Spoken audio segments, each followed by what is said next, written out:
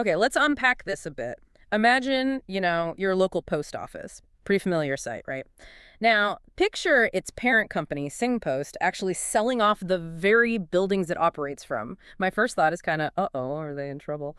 But then you hear it's like a deliberate strategy. What's really going on here? And maybe more importantly for us as investors, what's the angle? What's the long-term play? Well, it's actually quite fascinating. SingPost is using a strategy. It's called sale and leaseback. Heard of it? Sale and leaseback. Yeah, I've come across it. They sell it, but then rent it straight back. Exactly. So a company sells an asset it owns, could be a building, like here the one here, but then immediately leases it back from the new owner. The main goal is really to unlock capital, cash that's tied up in the property. And they do this without messing up their day-to-day business operations, turning bricks basically into liquid cash. Right, that sale and leaseback idea, it feels, well, almost counterintuitive for a business like a post office, doesn't it? A legacy business.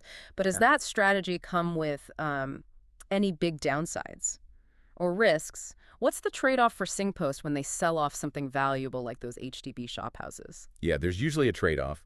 Often it's about control, maybe long-term appreciation of the asset. But for SingPost, it seems the immediate benefit to cash outweighs those concerns right now. They've explicitly called these properties, specifically 10 HDB shophouses, non-core assets. One core. Okay. And this is a pretty direct, almost dramatic reaction to mail volumes just falling off a cliff. We're talking an 8.1% drop year on year just for letters and printed paper. Wow, 8.1%. That's significant. It is. And look, they've already shut down 12 post offices in the last 2 years. It's all shifting to electronic stuff. It just highlights this real need for a more sustainable way to operate, especially since, let's be honest, the traditional post office network in its current shape isn't making money. 12 post offices closed in just 2 years. Yeah, you could almost see the digital shift physicking happening there, can't you? That must put, well, immense pressure on their old business model. So this isn't just about flogging a few properties then. It sounds like part of a much bigger financial reshuffle. Precisely. And if we connect this to the bigger picture, especially for investors watching this isn't just a one-off move. It's not just about getting some quick cash. Remember, SingPost also sold off its Australian logistics business, Freight Management Holdings, FMH. Oh, yeah, FMH. That was quite recent, wasn't it? Back in March, yeah. And for a pretty hefty sum, a $1.02 billion. That's about, what, $853 million? And they're even thinking about selling the flagship SingPost Center, the big one at Paya Lebar Central. Really? The SingPost Center itself, what's that valued at? As of September 2023, it was valued at $1.1 billion.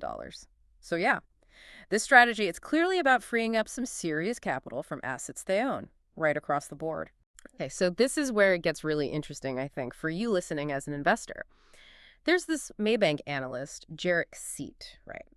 He points out that SingPost owns, and I'm quoting here, lots of assets that hold intrinsic value like the HDB shophouses, which are now worth much more than what they were bought for.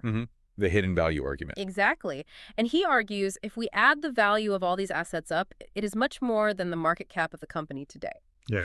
So basically, SingPost is undervalued. And it's a big but. He says it depends on the company to unlock value this way. So Seat sees this potential undervaluation just by adding up the assets. Simple math, almost. But thinking like an investor, what are the biggest totals for SingPost in actually getting that value out? Is it a sure thing, or are there big risks, long timelines involved? That's the million-dollar question, isn't it? Or maybe $1 billion in this case. Look, the potential is definitely there on paper. Yeah. But the execution, and critically how they use that unlocked capital, that's key. Can these sales really breathe new life into their local business? And crucially for shareholders, will that value actually be returned to them? Right, because unlocking it is one thing, giving it back is another. Exactly. They have made some moves, though. They put $30 million into a new automation system. That's to handle more small e-commerce stuff. So they're addressing new markets. And importantly for shareholders, remember, after the FMH sale, they announced a special dividend. 9 cents per share. Yes, the special dividend. Where did that cash come from mostly? Largely from a net exceptional gain on that sale. Yeah. Basically a one-off profit of around $222 million. So it shows a commitment to returning capital. So probably why Jarek Seat, the analyst we mentioned, he reiterated his buy call on the stock. It closed at 57 cents on June 19th. He seems confident in the strategy. So, okay, the core idea here for investors seems pretty clear then.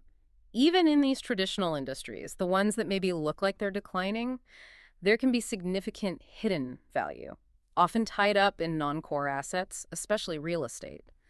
The trick isn't just spotting that value, is it? It's figuring out if the management team has a believable plan, like SingPost seems to be developing, to actually unlock it and give it back to shareholders. Absolutely. This deep dive really shows us that, smart investors need to look beyond just the headline numbers about, say, declining mail. You've got to dig into companies with substantial physical assets. Where's the real opportunity? It often lies in judging management's ability to make these strategic sales, unlock that hidden value. That could lead to significant returns, even when the market's changing rapidly. So ultimately, the question for you listening is, are you looking closely enough at what companies actually own, not just what they do day to day? Because sometimes, yeah, the real treasure might be buried right there under their existing operations. Something to think about.